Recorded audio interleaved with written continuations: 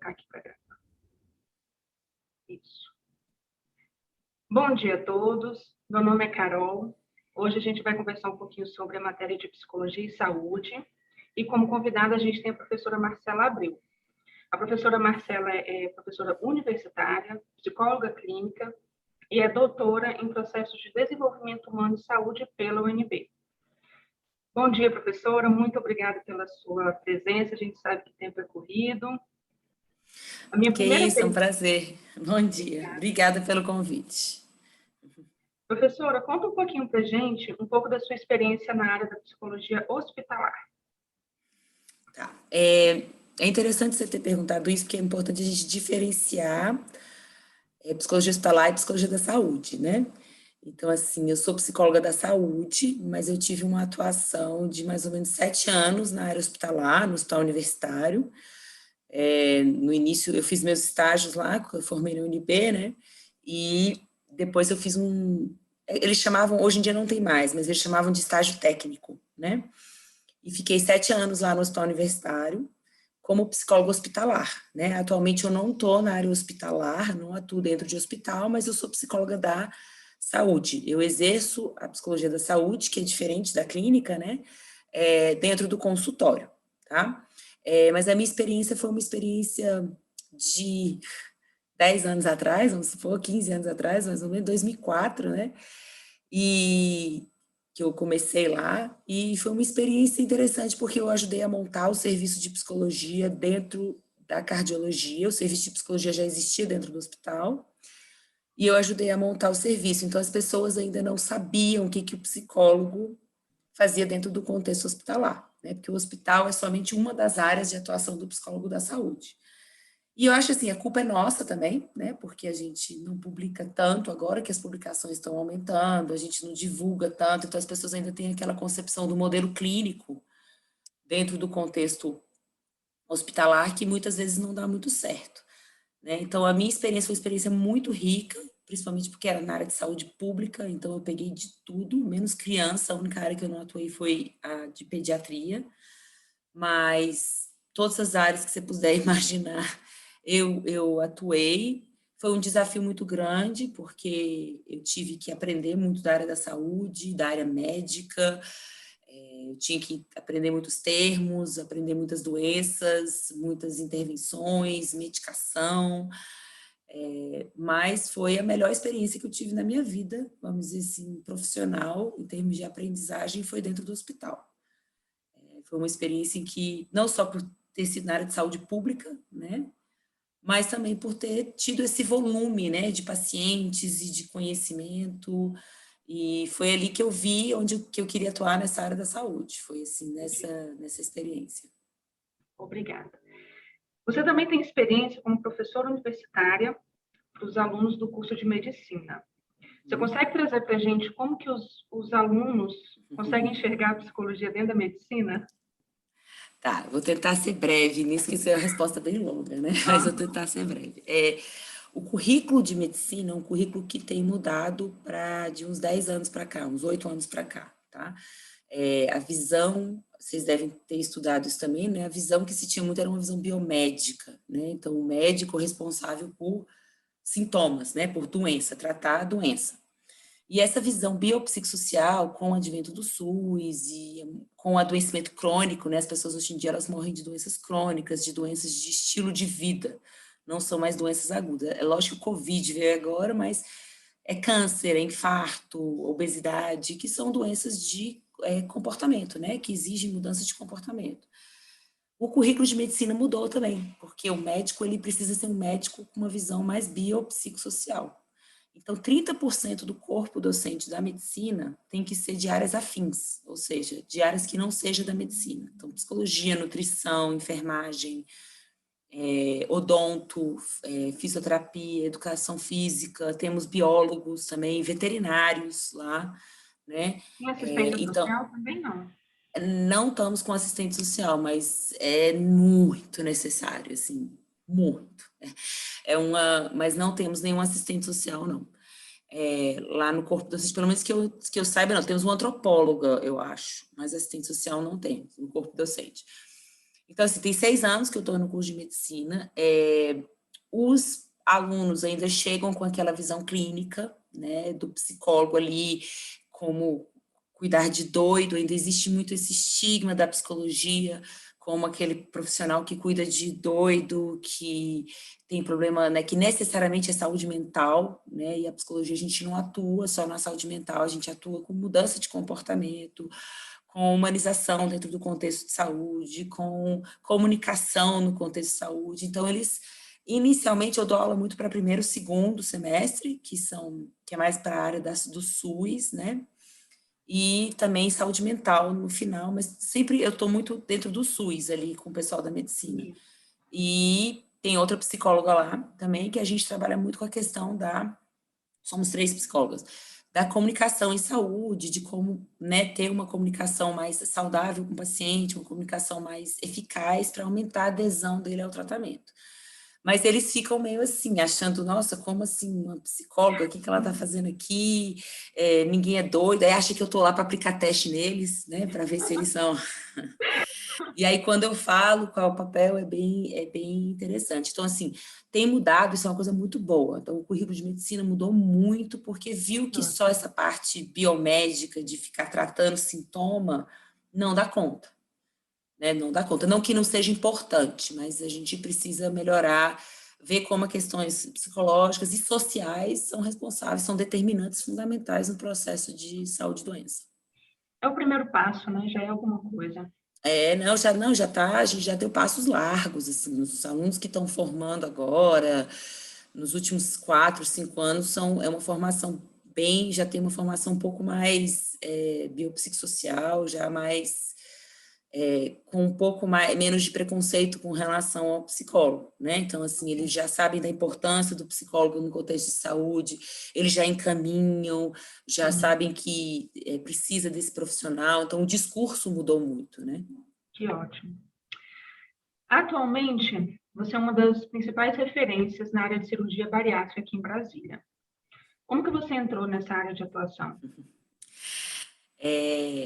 Eu estava, como eu falei para vocês, eu trabalhava no hospital universitário e eles tinham acabado de montar o serviço de cirurgia bariátrica lá em 2003, né? Lá eles operam também e montaram o serviço e a psicologia passou a ser obrigatória. O laudo psicológico, a intervenção psicológica passou a ser obrigatória para fazer cirurgia bariátrica. E na época eu estava no último ano, né, da faculdade, e a minha orientadora de TCC, ela foi convidada para montar esse serviço e me convidou para ir junto com ela, né, para a gente bolar o protocolo, que é um protocolo que eu uso até hoje, né, para bolar o protocolo, para a gente atender esses pacientes e atender essa demanda. E aí eu me apaixonei. Tem uma questão pessoal também, que eu sempre tive essa questão com a balança, né, eu tenho uma família que convive, né, de parentes que convivem com obesidade, já tive, né, já convivi também com excesso de peso, então tinha uma questão pessoal ali envolvida. Gosto muito da área de endocrinologia e foi aí que eu entrei. Aí entrei, me apaixonei, fiquei aí um tempão e tô até hoje, né, já fazem aí 17 anos que eu tô aí nessa área. Que legal, muito tempo já, né?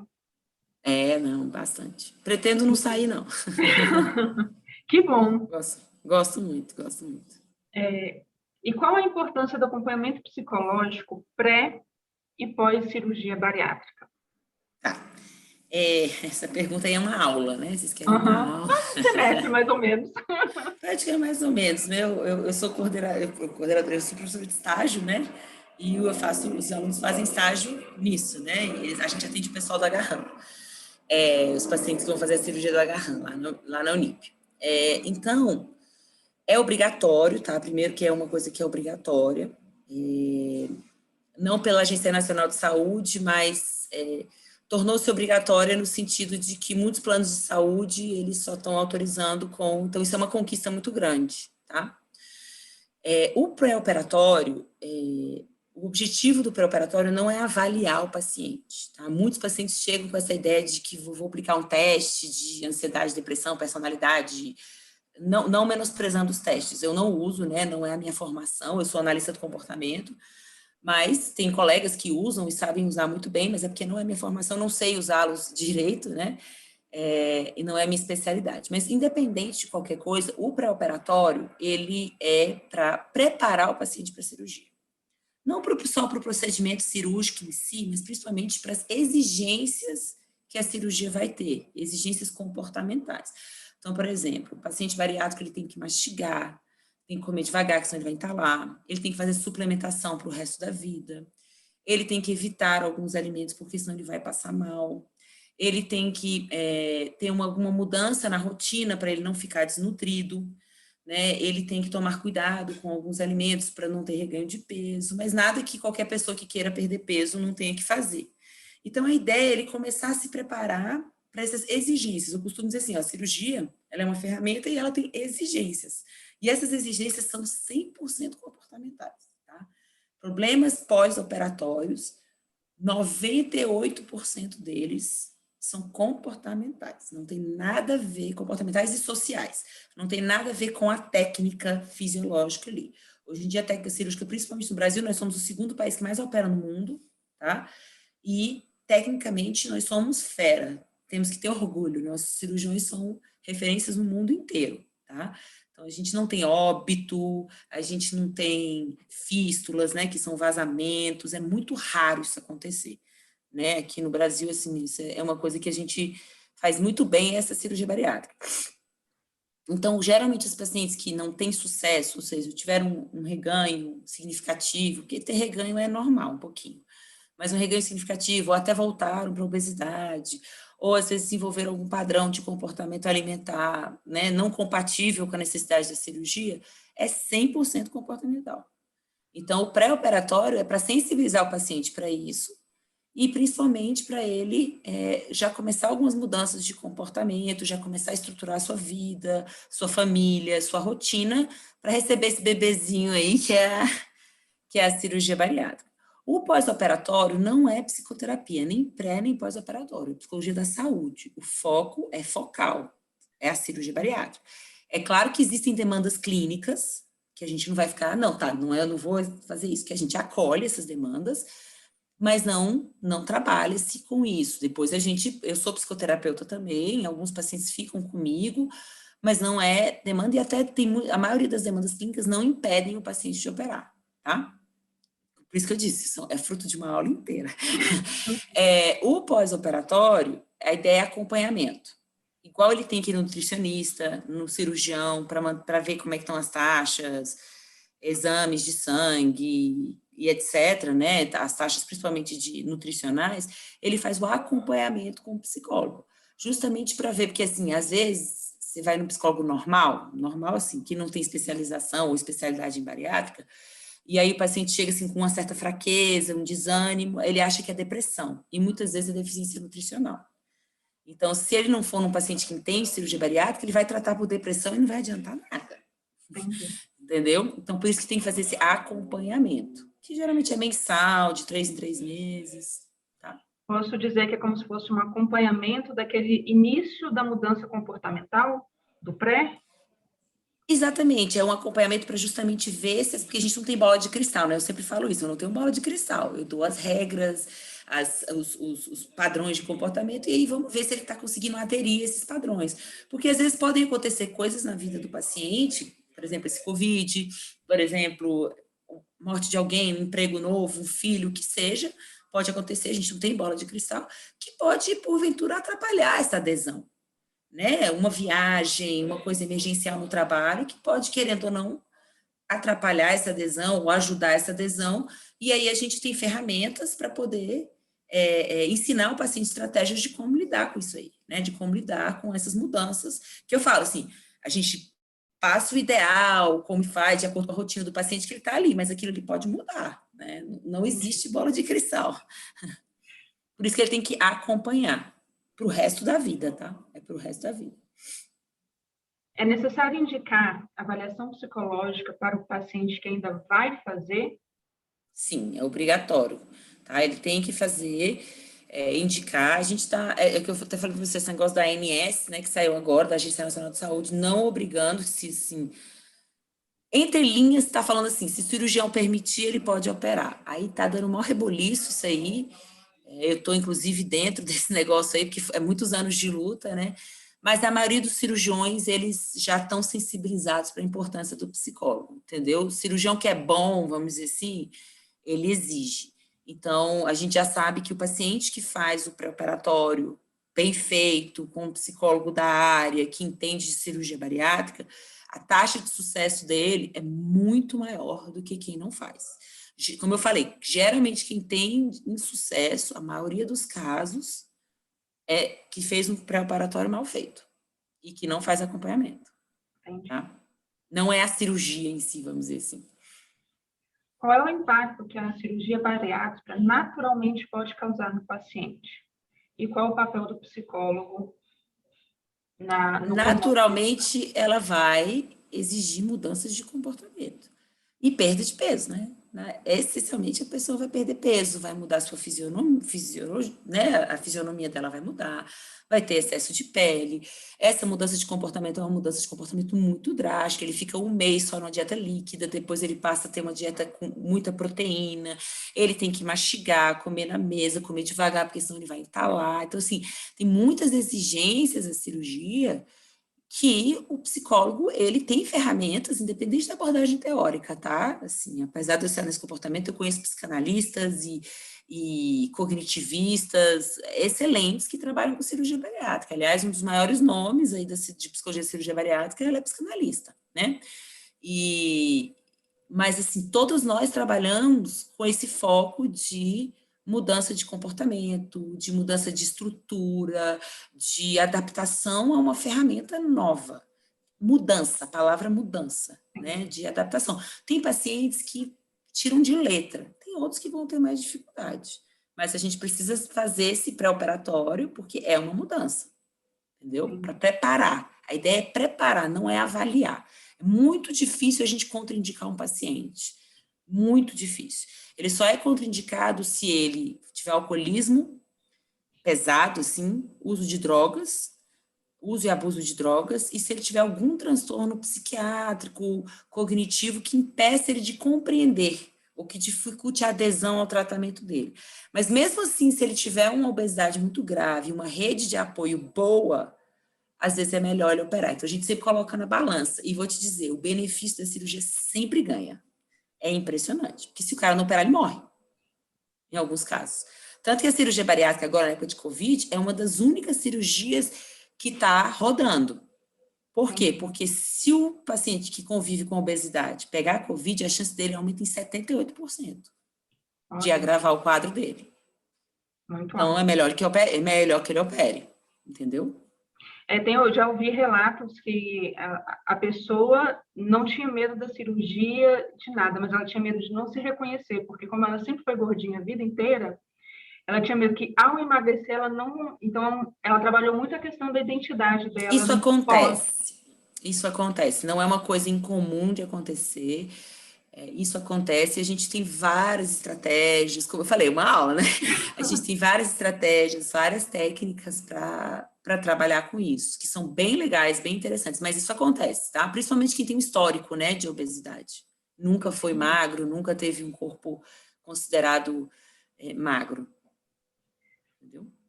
Quais os principais desafios dessa área para o psicólogo? Hoje temos várias aulas em 1 minuto.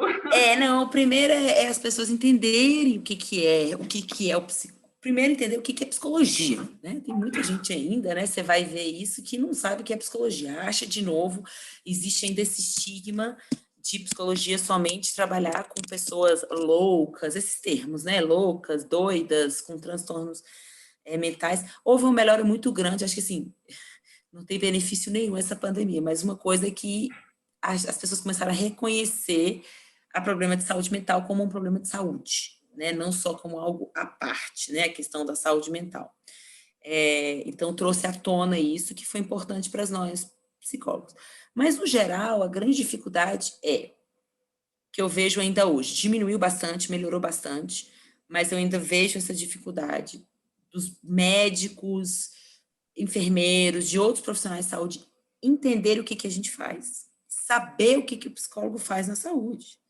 eles ainda acham que tem aquele modelo de divã, de ficar sabendo se mamou no peito, se não mamou no peito, ainda tem aquela concepção meio freudiana e tal. Então, existe ainda esse estigma, né, esse estereótipo do psicólogo, né, de ser para doido. Então, as pessoas precisam ainda entender qual é o nosso papel.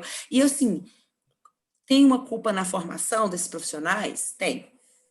Porque, geralmente, quando eles têm disciplina de psicologia, é o quê? Psicopatologia. E eu não entendo nada de psicopatologia. Sou péssima em psicopatologia, né? Vamos dizer assim. Me bota assim, uma pessoa que convive com obesidade, uma pessoa que convive com câncer, bota na minha frente que eu sei o que fazer. Agora não me bota um esquizofrênico, não, que eu não sei o que fazer, entendeu? Assim, é aquela coisa. Mas as pessoas ainda acham que eu, né, ainda tenho essa visão, né? Então, acho que esse é o maior desafio, maior disparado, né? Eu acho que o outro grande desafio que a gente tem é fazer com que a profissão já é reconhecida, mas, por exemplo, agora na época da vacinação, né? Quando eu falei que eu ia tomar vacina porque eu sou psicóloga, mas você é profissional de saúde? Não, mas você é profissional de saúde, né? Então, assim, ainda tem esse estigma, né, ainda do profissional. Mas eu acho que melhorou muito, sabe? Eu não sei se porque eu sou uma pessoa muito otimista, né? Eu acho que, assim, eu conquistei muita coisa dentro da minha... Eu ralo muito, mas eu acho que mudou, melhorou. A geração de vocês, a sua geração, dos meus alunos que estão formando agora, vão pegar outros desafios, né? Eu acho que os desafios de vocês vão até ser um pouco mais difíceis do que o meu. Vocês vão pegar uma população, vamos dizer assim, mais fragilizada, né? Em termos de saúde mental, até por conta desse reconhecimento, né? Então, as pessoas vão ter outras queixas, outras demandas, entendeu? Entendi. Você poderia compartilhar conosco um exemplo de algum caso que foi significativo? Fiquei pensando nisso quando você... Porque imagino que sejam vários, né? Tem um cara, eu tenho muito, né? Eu tenho acho que sei lá, uns 4 mil casos já, 3 mil por aí, bastante. É porque a rotatividade é grande, né, na área de bariátrica. Apesar, eu sou psicoterapeuta também. Mas um caso que marcou muito foi um dos primeiros casos que eu atendi, tá? Foi de uma jovem, né, assim, adulta, ela devia ter, acho que uns 42 anos, casada, 3 filhos, dona de casa, e que convivia com obesidade por muitos anos. E me procurou, assim, pensando em fazer a cirurgia, ainda não sabia muito bem o que era e tal, mas decidiu. E ela me contando a história de vida dela, ela me contou a história de que essa ideia de fazer cirurgia veio porque ela estava na casa dela e ela estava limpando, estava chovendo muito, ela foi passar o rodo, né, na varanda da casa dela para eliminar a água, e ela caiu. Ela ficou 7 horas no chão, porque ela não conseguia levantar. E ela estava sozinha em casa. O marido tinha ido trabalhar, os filhos tinham ido para a escola, para a faculdade, etc. E ela estava sozinha em casa, coisa que ela fazia todo dia, ela ficava todo dia sozinha em casa. E eu lembro que esse caso me marcou muito, assim, no sentido de, tipo assim, cara, a cirurgia salva vidas, né? Assim, foi ali que eu falei assim, cara, eu preciso ajudar essas pessoas. E na época eu estava no SUS, né? Então, assim, eu preciso ajudar essas pessoas de alguma forma, porque até eu tinha um certo preconceito ali com a cirurgia. Eu falei, gente, essa galera tá meio que procurando uma muleta, e não é. A obesidade é uma doença grave, né? Não é uma pessoa, a pessoa não é obesa, ela convive com obesidade. Igual a pessoa não é cancerígena, ela convive com o câncer. Ela convive com uma doença que é grave, né? E aí eu lembro que esse caso me marcou muito e eu acompanhei ela por muitos anos depois. Então ela fez a cirurgia, ela teve muita complicação, na época era cirurgia aberta, então ela teve uma infecção, a gente achava que a gente ia perder ela.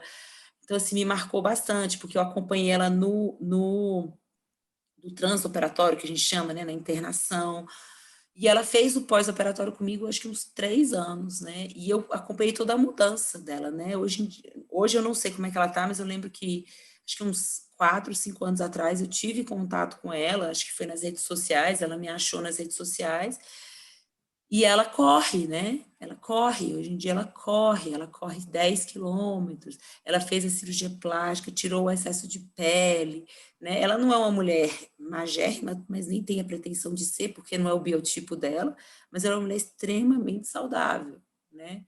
E assim, aquilo ali, mas eu lembro que aquele caso ele me marcou muito, assim, foi um caso que, sabe aquela coisa que você vai dormir pensando, aí você acorda, você fala, cara, como assim você ficar, você imagina, você fica 7 horas no chão, tipo, tentando rolar para um lado, para o outro, e não conseguir se levantar, cara, que desespero, sabe? Que desespero. Aí foi um caso que me marcou bastante em termos de, tipo, cara, é isso que eu quero fazer, sabe? É com isso que eu vou trabalhar. Legal.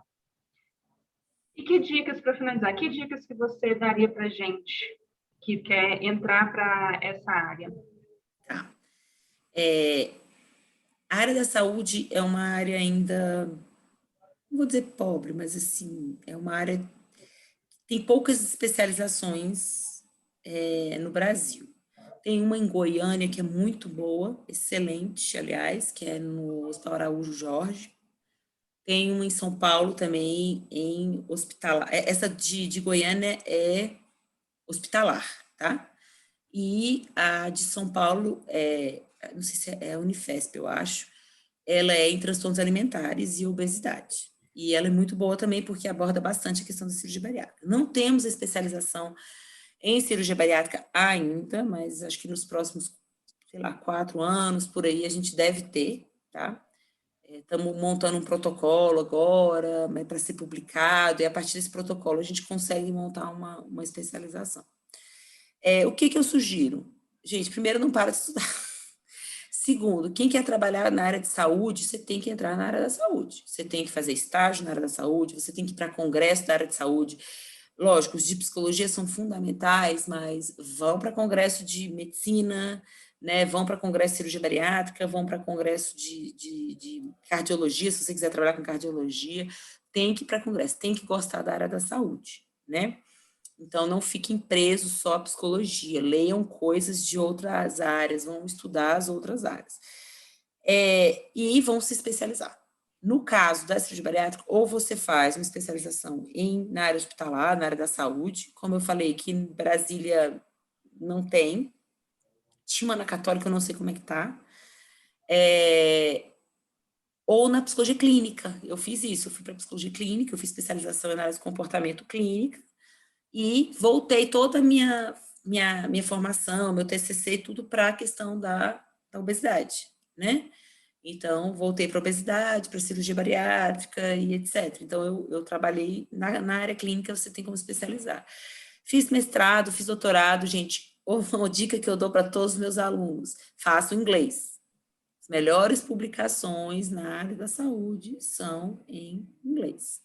Não que a gente não tenha publicação boa, tá, gente? A gente tem muita publicação boa, muito. O Brasil publica bem, a gente é bom, tá?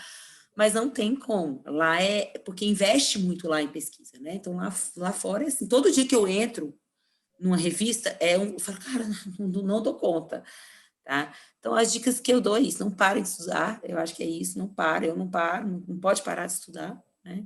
Vão fazendo cursos, congressos, essa coisa de online agora, gente, vocês podem participar de tudo quanto é congresso agora vai ter a parte online, vai ser presencial e online, todos, isso aí vai ficar, entendeu? Então, se puder participar, vão participar, internacional às vezes é mais caro, mas quando é online fica um pouco mais barato, economiza para ir, porque assim, é impressionante, né? E aí, se vocês gostarem, né, dessa carreira, vamos para o mestrado, vamos para o doutorado, não para ser professor necessariamente, não, gente.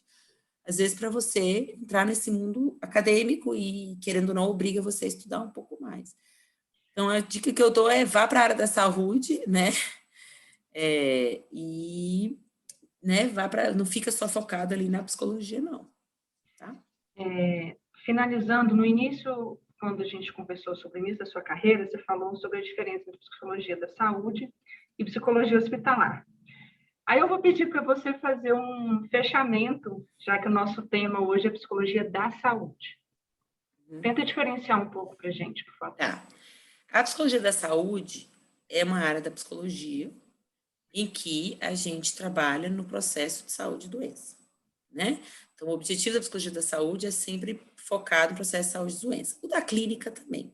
Mas, diferentemente da clínica, o nosso objetivo é focal, né? Então, o nosso objetivo é, o paciente está com dor, eu vou trabalhar a dor daquele paciente. O paciente vai fazer cirurgia bariátrica, todo o meu foco vai ser voltado para o comportamento alimentar dele, para questões, para variáveis envolvidas na cirurgia bariátrica, tá? O psicólogo da saúde, ele pode atuar dentro de um consultório, ele pode atuar dentro de uma escola. Então, por exemplo, se eu for para uma escola, quem está dentro da escola não é um psicólogo escolar só. O psicólogo escolar, ele trabalha no processo de aprendizagem, né? No processo de relação professor-aluno, a parte até de professor, ele trabalha no processo de aprendizagem. O psicólogo da saúde dentro de uma escola, por exemplo, ele pode ir lá para dar uma palestra ou promover estratégias de melhorar a alimentação das crianças. Promover a questão da vacinação, vai para adolescentes para ensinar a colocar camisinha, ou para, né, porque a gente sabe a questão da psicologia do desenvolvimento, para promover sexo seguro, gravidez na adolescência e etc. Isso não é psicologia escolar, isso é psicologia da saúde. E não é dentro de um hospital, entendeu? Uhum. O hospital, a psicologia hospitalar, gente, isso é um termo brasileiro. Não existe esse termo lá fora, hospital psychology. Não existe, é health psychology, psicologia da saúde. Só no Brasil mesmo que tem essa delimitação, né, de que o psicólogo da saúde, tanto que meus estagiários falam assim, a gente vai para o hospital? Se o seu paciente operar, pode ser que você vá, mas não necessariamente, entendeu? Então, a psicologia hospitalar é um ramo da psicologia da saúde. Você pode atuar no Ministério da Saúde, você pode atuar dentro de uma equipe, de um esporte, você pode atuar eu atuo dentro do consultório com psicologia da saúde, né? Então, assim, muitos pacientes viram meus pacientes clínicos, muitos, não são poucos, porque sempre tem uma demanda clínica. Mas o pré-operatório é psicologia da saúde total, 100%. Tá? É focal. São o quê? 6 sessões. 4 a 6 sessões. Eu consigo fazer um pré-operatório bem feito. Entendeu? Focando ali. Mesmo ele, como eu falei, mesmo ele tendo demandas clínicas, às vezes tem história de abuso, que é muito comum, história de abuso, paciente obeso tem muita história de abuso, história de privação. Lógico que eu vou acolher aquilo ali. Vou acolher, vou intervir, mas não é meu foco. Como não seria na clínica. Entendi. Entendeu? Não é meu foco. E aquilo ali não vai impedir ele de operar. Ótimo, Tá? muito esclarecedor. Muito obrigada, professora, pela Obrigada a conversa, você. pelo tempo, e até a próxima. Até a próxima. Obrigada a você.